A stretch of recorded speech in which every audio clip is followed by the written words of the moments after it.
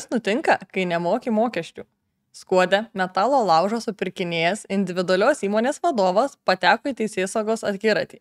Jis sulaukė įtarimų dėl mokesčių vengimo. Įtariamasis pripažino savo kaltę ir atlygino valstybės biudžetui padarytą žalą, kuri bendrai siekia per 121 000 eurų nesumokėtų mokesčių. Asmeniui taip pat buvo skirta ir bauda. Ši istorija dar kartą patvirtina, kad mokesčių vengimas anksčiau ar vėliau visada išaiškėja ir mokesčius vis tiek tenka susimokėti. Negana to, tenka sumokėti baudas bei patirti didelės teisinės išlaidas.